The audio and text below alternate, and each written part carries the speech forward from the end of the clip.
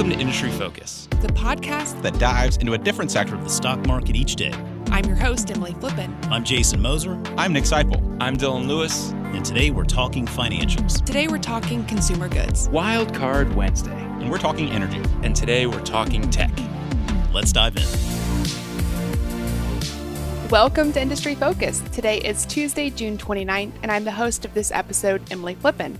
Today I'm joined by Motley Fool senior analyst Asit Sharma to take a big bite out of an upcoming IPO.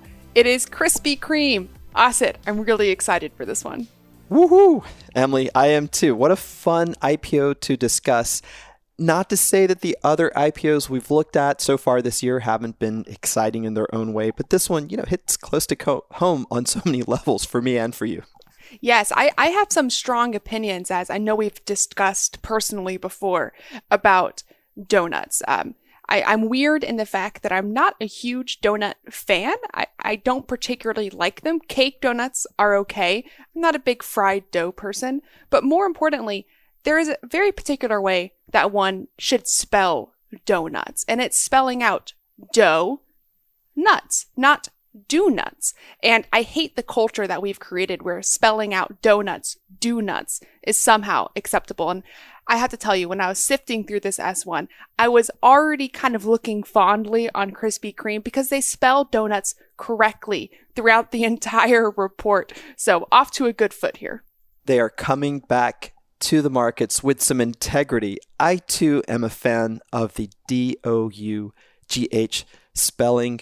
But Emily, the executives at Dunkin' Donuts would disagree with us. As you and I saw on our live show, Motley Fool Live, several weeks ago, most of the donut shops in Texas, where you're from, prefer the D-O-N-U-T spelling. So I think we've got to live with it, but we're going to give Krispy Kreme some points right off the bat for getting it right.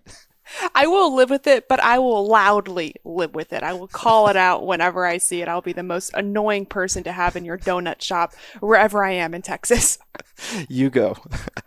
Well, we do have the preliminary prospectus for Krispy Kreme, and I actually wasn't aware, I think, of what I'll call a checkered history for Krispy Kreme. It was originally a public company. I think it was brought public in 2000, then taken private in 2016 after, a dozen or so years of really challenging times. They've been through a lot. So you, Asit, being more familiar with the history of Krispy Kreme, let's talk a little bit about where Krispy Kreme has been before we get into where it's going. Well, Krispy Kreme, Emily, was founded in 1937 in Winston-Salem, North Carolina, which happens to be about 3 hours west of where I live in Raleigh, North Carolina. And for a long time, it was a chain which was associated with treats here in the South, and they gradually started to branch out. In fact, today the company has a surprisingly strong presence way out on the West Coast, but there's a lot of white space in between. And in the period that you're talking about, the company grew, as you said, through franchise groups, which were often competing. The franchisees went through bankruptcies. Some had trouble expanding northward, which has always been a task for Krispy Kreme to generate some true momentum outside of its southern roots, where a good fried piece of dough is par for the course in your daily caloric intake. You pointed out when we were prepping for this show that one of the problems the company faced during the period of the early 2000s was that it lacked internal controls. They had a number of CFOs who came and went. And as a public company, they were really flailing. In fact, you mentioned to me that in 2005, they had 420 stores across 45 U.S. states, and they had all methods of distribution. And if you looked around, I think at that point in time, it was hard not to see a Krispy Kreme donut in many parts of the U.S., whether you were in a grocery store or driving around in a decent-sized city, in a convenience store, etc. 2016, enter a German family investment firm known as JAB, which has been on a mission since, I would say, the 2010s to try to take market share in the coffee market from companies like Nestle and Starbucks. Every company that they've bought in the US, and they've picked up a ton of consumer goods companies, has some link to coffee. JAB Holdings owns Pret a Manger now, Peet's Coffee, which is a West Coast chain also found in grocery store shelves, Einstein Brothers Bagels, Panera Bread. They even own 1/3 of Keurig Dr. Pepper. In part of this roll-up that JAB Holdings embarked upon, mostly in that 2015 range onward, Krispy Kreme seemed a really important component because it was a company that was well situated in the parts of the South that I've mentioned, but also had a coffee business and has a coffee business. The surprising thing to me, which we don't have time to get into in this episode today, Emily, is why the company did not invest in the coffee strategy, which Krispy Kreme actually was starting to put some thought to around this time period. However, they took the company private in 2016, basically took full control of Krispy Kreme, and now they are bringing it back to the market. Krispy Kreme is going public again, likely in the next few weeks. JAB Holdings will maintain about a 40% share of the company after it sells its shares to the public. I think that this new phase of Krispy Kreme as a public company again should be very interesting because some things have changed about the business in the years since JAB acquired the company. I think they brought their expertise and discipline to Krispy Kreme. We'll get into that. But Emily, how about some overview of the company's business, exactly how it operates its business model? Yes, and what I love about doing this show is that we didn't really need to provide any introduction when we said Krispy Kreme. I think everybody listening probably already has a sense about what Krispy Kreme does. In fact, one of the metrics they used in their S1 was that they had a 94% aided brand awareness in all of their target markets, meaning when you walk up to somebody on the street and you say, "Hey, you want to go to Krispy Kreme?" They're like, "Oh yeah, that donut place." Sure, right? Like that's the process that somebody's mind goes through. So I think most people have some sense of the business. They sell their donuts mainly through their retail stores, but they've increasingly kind of changed the way they've targeted their market, which goes back to some of what Krispy Kreme has experienced in the past. You mentioned that they were distributing to convenience stores, truck stops, supermarkets, all of these places where people could casually walk in and grab themselves a donut. And it was an interesting decision that management made, and I think it's probably a bad one because Krispy Kreme is known for the quality of their donuts. It's an indulgence, and it was a business model that at the time I think maybe devalued the brand a little bit. So what Krispy Kreme is in the business of now is changing the way that they distribute to third parties. They've renamed it.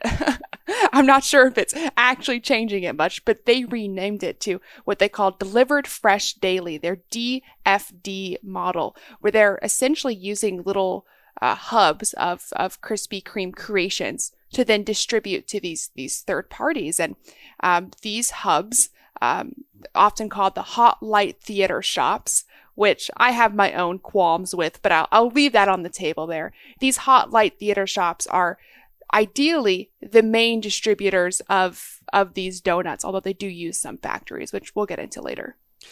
Yes, and we should explain for people who, I guess that 6 to 7% of people who don't have the brand awareness of Krispy Kreme, what this term means, Hot Light Theater shops. Is it performance art? Is there someone in the window of a Krispy Kreme eating donuts as you drive up? No.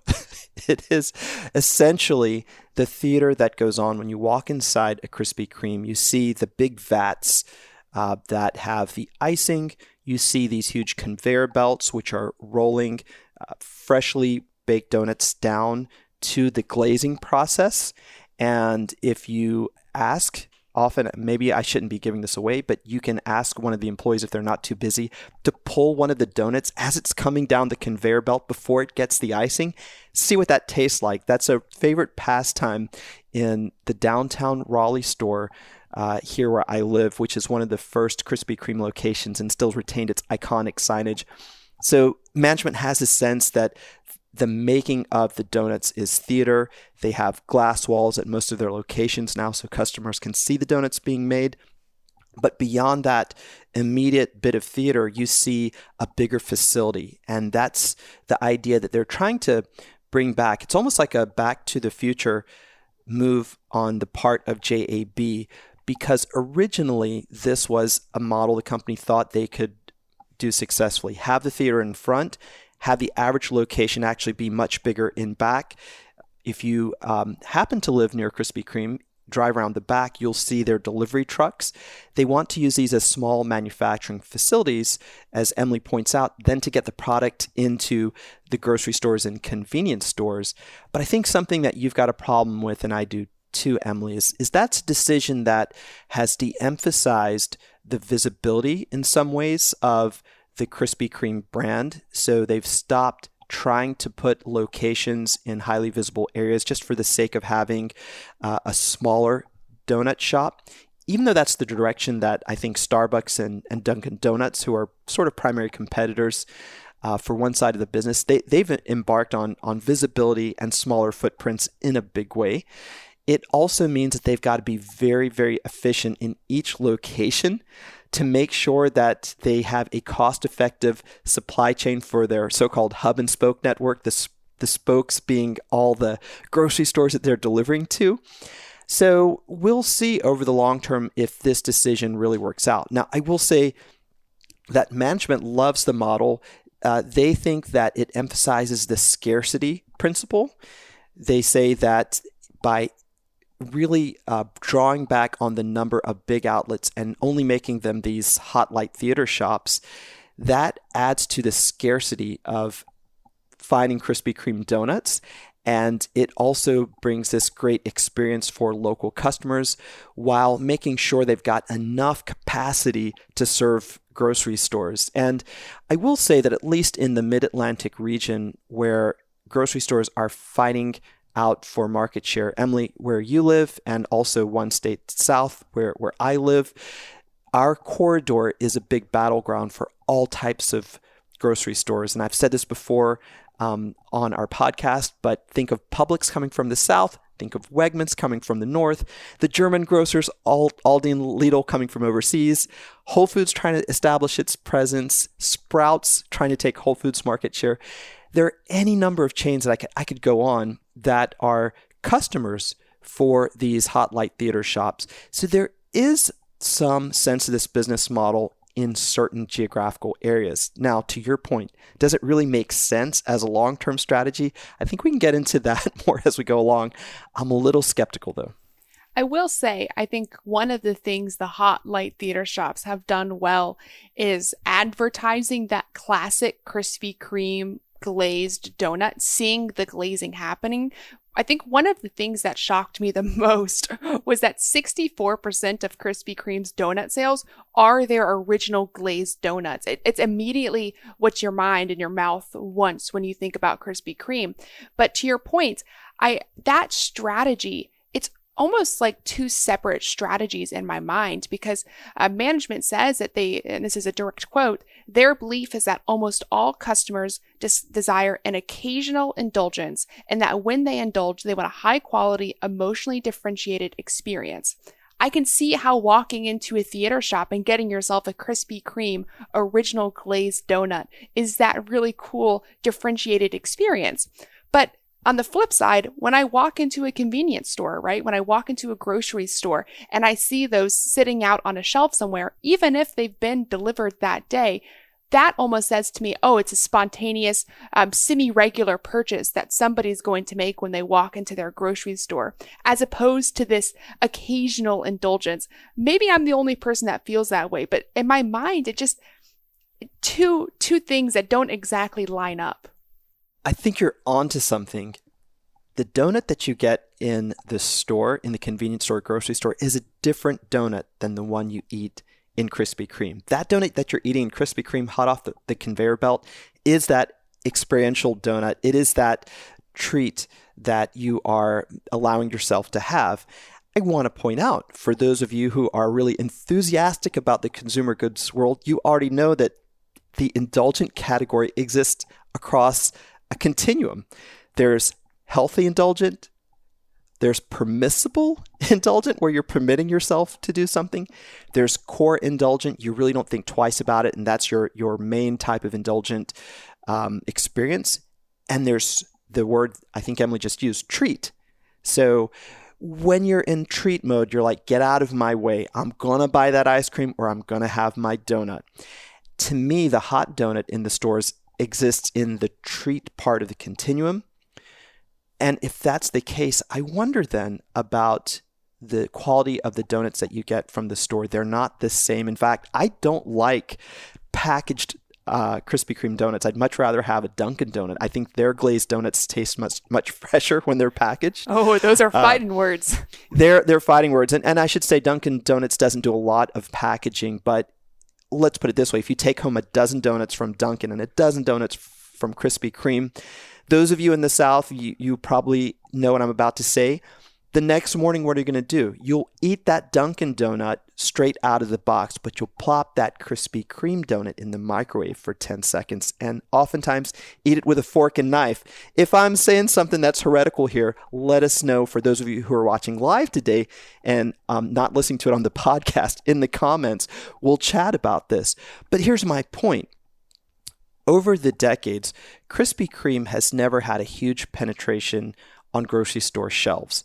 So there's got to be a reason that they've not been able to have more of a penetration than just end caps on aisles and freestanding kiosks in grocery stores. I think the reason is because they are two different experiences. The packaged donuts just don't taste as good. So it becomes a volume game for them.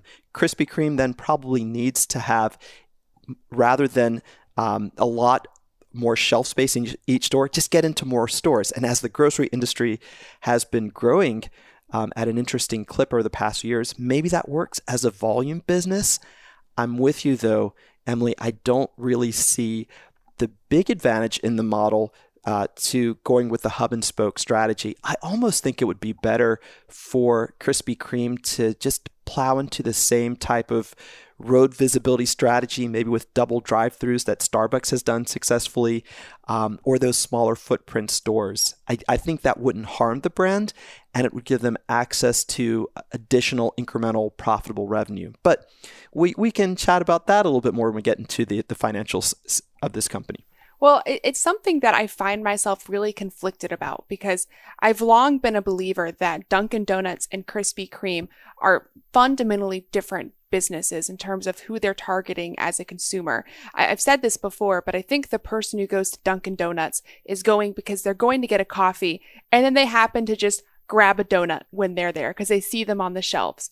I think the person who's going to Krispy Kreme is going because they want a donut, and they just happen to grab a coffee if they're there. So in some part of my mind, I think the smaller format stores that are more focused on those people that are just coming in to grab a coffee and maybe grab a donut almost serves Dunkin' better than it serves Krispy Kreme.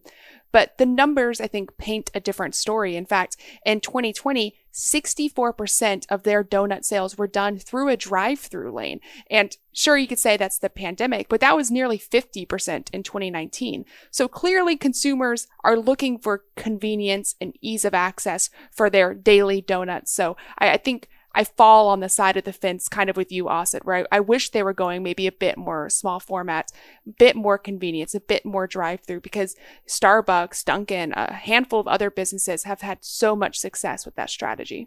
Yes, and Starbucks and Dunkin' had concurrent strategic decisions about the same time that Starbucks doubled down on its drive-thrus. Dunkin' decided to slim down its store format. I want to quibble with one thing you said, Emily, which is rare but healthy, because I think we tend to see the consumer goods world alike very much, even when we're analyzing companies. But I got to quibble with this. I think that consumers of donuts in the Northeast probably go into a Dunkin' with a dual objective: to get a cup of coffee and a donut.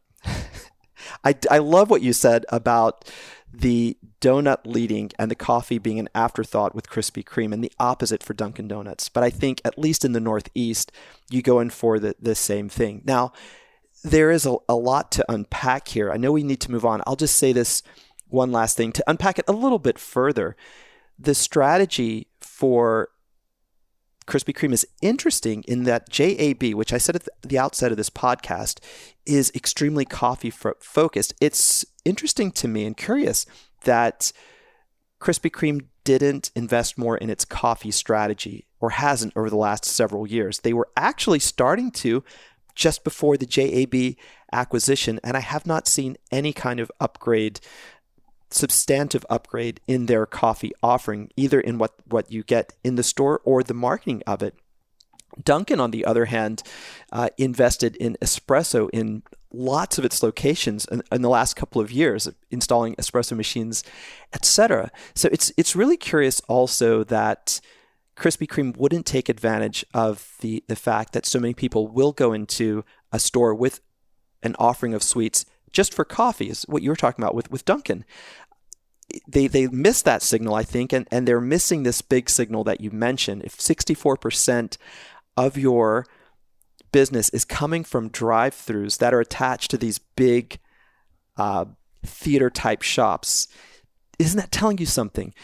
Now, I want to give them the benefit of the doubt on one aspect of their growth, which is to say that there is a nice scaling effect that's going on, a relationship between the hot light theater shops and what they call DFD, which you explained before. So this is the direct food delivery to grocery stores, etc. In 2018, Krispy Kreme had 363 of these hot light theater shops globally, and they had 4,371 doors of distribution. Think grocery stores, convenience stores, what we've been talking about. That's about 12 DFDs doors per manufacturing center. Today, they've got 376 hot light theater shops, so not a lot of movement there, but they now have 7,371 DFD doors. That's about 19 doors per store. So at least on a volume basis, their strategy is working. Now, how does that affect the financial picture? I would argue that, yes, it's giving them some more revenue, but their margin profile hasn't really changed a whole lot in those years. But again, management has chosen this direction, so now we as potential shareholders will follow this through the next several quarters and years, those of us who are interested in perhaps taking a position in this company. And I'm also interested in what you think about its market opportunity, because we've mainly been talking about just the donuts, right? The hot light theater shop stores, as well as their distribution to places like grocery stores. Well, there are a couple of other lines. They launched a fresh packaged experience where you're on the shelves of your grocery store and you have prepackaged Krispy Kreme labeled treats. That launched in mid-2020, so relatively new venture. But the one that I was not expecting, was completely unaware of prior to reading this, was Insomnia Cookies, which is a chain that I'm familiar with because I was extremely jealous of all of my friends who went to college in the United States who had access to Insomnia Cookies, this fresh cookie delivery chain, which apparently Krispy Kreme owned. And I think it's probably a good thing for their market opportunity, expanding outside of just donuts. Who knew, right? I had no idea. And I think Insomnia Cookies is such a great business idea. You drive by there if you're out late at night. They are open and delivering cookies to sleep-deprived college students who are often just wrapping up a fun evening. What a great business model. It's a digital-first business model.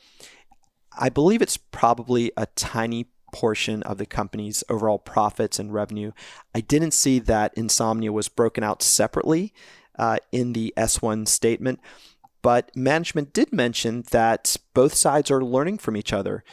The idea of scaling into an omni-channel business is something that Insomnia Cookies is not quite as comfortable with because they were digitally first, a digital first business.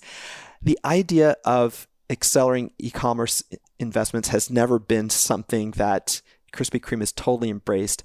But they mentioned in their S1 that each side now is taking those learnings. Krispy Kreme is studying Insomnia Cookies e-commerce, its digital footprint, its delivery methodologies, and Insomnia is sort of studying how Krispy Kreme can move across all these different channels with the various iterations of the stores they have.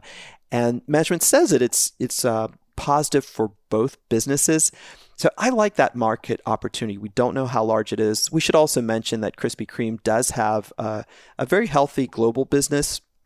They're on many continents. They're in Asia, Latin America. On a trip to Japan, I walked into the Krispy Kreme store in Shibuya, a really hot neighborhood in Tokyo, which is just fun to go to at all hours of the day or night.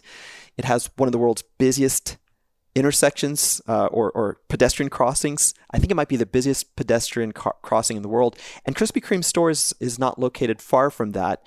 A really fun store to visit. So they do have market opportunity in front of them. But Emily, you had some reservations.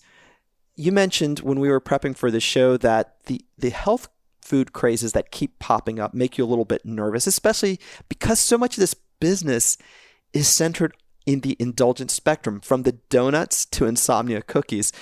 What about that reservation? Because I've got a similar reservation that I want to talk about, but I'm curious to hear your perspective on this one.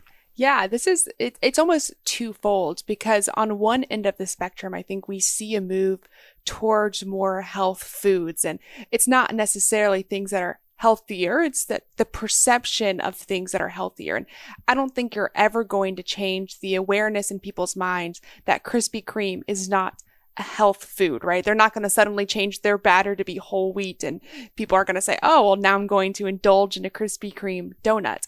So I think they lose some optionality there. But I also think that when people do make that choice to indulge, right, have that treat like we talked about earlier, they're going for a differentiated experience. And maybe I'm showing a little bit of my Texas here and my awareness of what happens in Austin and then quickly spreads to the rest of Texas and the rest of the United States. But we talk about these local brands, these mom and pop shops that are really doing a lot to convince people to indulge on specialty treats that are not global brands. I think Voodoo Donuts probably comes to mind, right? And the way that they've tackled the Austin market. I don't think there's any way that Krispy Kreme moves into Austin and is half as successful in a market that has so many local mom and pop donut shops at the way that they do in say, North Carolina, where they have a really strong base. So I'm a little bit nervous just about how fatty sometimes these trends can be. And when management talked about the market opportunity in the S1, they highlighted that indulgence foods have historically grown around 4%, but that was only during peak times, which was actually devastatingly enough times of great economic distress and recessions. So it makes me wonder about when times are good, maybe people really just aren't getting their Krispy Kremes the way they were if they were losing a lot of money in the stock market. I can see that. When times are bad, you definitely go to your comfort food. I share in your indulgence reservations, I'll call them. We've seen something similar in the coffee world. I mean, Starbucks has had a little bit of headwind as of late, at least before COVID, in the number of really great boutique coffee shops that have popped up in so many mid-sized cities. They were already there in the bigger cities. So surely Krispy Kreme faces competition from this proliferation of various styles of indulgent treats that are popping up. And I think the little muffin shops are one of those iterations. But boy, we seem to have so many where I live of different flavors, be they like fancy cakes, ice cream shops, etc. So yes, there's that. But there's something else, too, that gives me a little bit pause about the market opportunity. And this has something to do with the company's historical growth. I do want to say I love the discipline that JAB brought to Krispy Kreme. They trimmed back the franchise groups. They helped with their deep store retail experience to push the products a little further, by only a little, into grocery shelves. But even so, this is still a business that takes a lot of capital for Krispy Kreme to break into bigger cities. The obvious example is the Northeast, where Dunkin' dominates. But even go to what's not really considered Northeast as much as a city like Boston. But let's take a look at New York. Krispy Kreme has invested a lot of money in a flagship store that finally opened, was slated to open before COVID, had to be delayed, finally opened a few months ago in Times Square. Really big, beautiful store. As far as I can trace from the financials, Emily, I think that they put about $10 million worth of store opening expenses on their books for the store. That doesn't count the capital expenditure that went into this flagship store. They're doing this because they've got to increase that brand presence and really shake up these markets to pump that brand perception even higher so then they can move into suburbs of major cities. Now, management will tell you that this is a huge market opportunity. Here's a direct quote from the S1. Despite our high brand awareness, we have a limited presence in certain key U.S. markets, such as New York and Chicago, and have yet to build a significant presence in key U.S. cities, including Boston and Minneapolis. I'm thinking along the lines of your point on indulgence, that regional preferences may be playing a role here. I mean, traditionally in the South, where Krispy Kreme has had its greatest growth in past decades, consumers are always more willing to indulge in treats without thinking about the health consequences, as bad as that sounds, versus their Northeastern and Midwestern counterparts. So is there a bit of a ceiling on Krispy Kreme's growth? Is there a reason that they haven't been able to penetrate into these major cities? Is that white space there because they keep bumping up against the reality that there are entrenched players already in place, and the statistical part of the equation, the population, the demographics, aren't really going to be super regular patronizers of Krispy Kreme restaurants? I can see that argument. But the flip side of that coin, and granted, I only lived in Connecticut for about a year, but I saw the loyalty that I think the Northeast has towards Dunkin' Donuts, which has its own issues in Krispy Kreme penetrating that. But I'll tell you one thing, if Dunkin' can be so successful in that area of the world, and they put so much buttermilk cream and sugar into their coffees, I think that it's smart for Krispy Kreme to try. Now, New York, Chicago, that's different than Boston. I think if they were building out this $10 million store in Boston, I'd feel differently. But I do appreciate the fact that they are trying to build and expand a little bit more through their storefronts, especially. I'll be super interested to see if that flagship store in New York City does anything for them. Yeah, I'm planning to visit New York at some time in the near future. I will definitely stop by there, unless there's just a huge long line. Luckily for them, even with COVID, I'm pretty sure from a news article I read that they had their traditional long lines when they first opened. And let's talk a little bit about their financials. The only thing that really stood out to me was that this IPO is wonderfully timed in the sense that Krispy Kreme's going to be able to use the proceeds from this IPO to primarily pay down their debt, of which Krispy Kreme has over $1.2 billion of prior to this offering. And once that debt is paid down, this should actually be a profitable business. Their interest expense right now is killing them in terms of the debt load. So paying down some of that debt turns this into a somewhat profitable business. I didn't get super excited looking at the margins because it's donuts, right? What are you going to do? That's right. And I think you said that so well. I mean, there's only so much pricing power you can get with a donut, even a donut with so much brand recognition. You have to work on the cost side of the equation.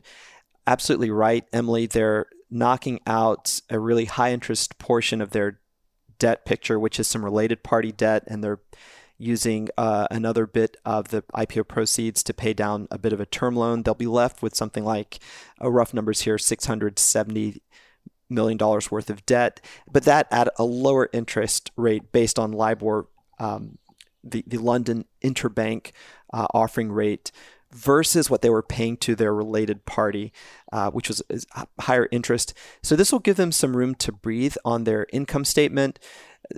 Just a couple of things too. I don't want to dwell too much on the financials, except to say that the business has been set up sort of to generate manufacturing out of these hot theater shops, but also as a supply chain proposition. Krispy Kreme has, I think, about 36 donut factories. So they actually do ship out to stores from these locations which aren't consumer facing. And the model is interesting because they never seem to be at a working capital surplus. That means that they're always at a deficit, meaning they've got more in payables to their own suppliers than they do ready money in the bank. And part of this deficit that they seem to run perennially at has been solved by what's called a structured payables arrangement. And what this means is that the company has payables that it owes to its vendors, but it works with financial institutions which give those same vendors a choice to sell their receivables to the financial institution. Bottom line is that Krispy Kreme then gets a lot more time to pay versus a usual 30 or 60 or 90-day terms with its suppliers. It ends up paying the bank in increments of around 180 days. Of course, there's a financial cost to that, and I believe that if I remember correctly from my experience with GAAP, generally accepted accounting principles, when you get into the way this hits the income statement, you actually come very close to having to call this debt. And in some cases, structured payables are almost equivalent to debt because you have a financing cost and something that's taking you a long time to pay, almost like a note that you have to repay. I'm just going into this bit of detail to say that, look, if they could have slightly better operating margins, then this sort of drag on their working capital would ease up some. So to your point, Emily, the picture here really is about how they can expand profitably, and I think it becomes at the end of the day, a proposition of selling more donuts, whether they do it in their hot theater stores or they do it on the grocery shelf. That really is the kicker here. You're talking about, at the end of the day, a net margin that might be anywhere from 2 to 4% in a given year, meaning thereby they take home about 2 to 4 cents of profit on every dollar of sales that they're able to generate. So to do better and then to have the resulting cash flows help the business, they've got to either expand those margins or to sell more donuts. And I am totally with Emily here. They need to sell more donuts. There ain't a lot more they're going to get out of the pricing equation there. So I'm kind of curious then, summing up this business, longtime fools, longtime subscribers to Stock Advisor, one of the Motley Fool services, may be familiar with Krispy Kreme because I think David Gardner recommended it not too long after it went public in the early 2000s, and it was a terrible investment. I think it was eventually sold from the Stock Advisor scorecard before it was later then acquired. And Asit, you and I, alongside a handful of other fools, have now taken over some responsibilities for Stock Advisor as David's transitioned off. So looking at Krispy Kreme today and thinking about the Motley Fool's checkered past with Krispy Kreme, are you interested in this business? Could we see this in the Stock Advisor scorecard one day? Wow, Emily, you're really putting me on the spot here. Because folks, Emily and I have just started our transition to lead part of Stock Advisor, and eventually how Stock Advisor will evolve. We'll be playing a fun role in it. So I will say, but I'll take your question at face value and just say that the company is a really great consumer-facing brand. So you can see why it caught David's attention. He's picked so many companies that were consumer-facing, as has Tom over the years. We forget about their big whiffs, and we love and appreciate their home runs. So this was just a big whiff.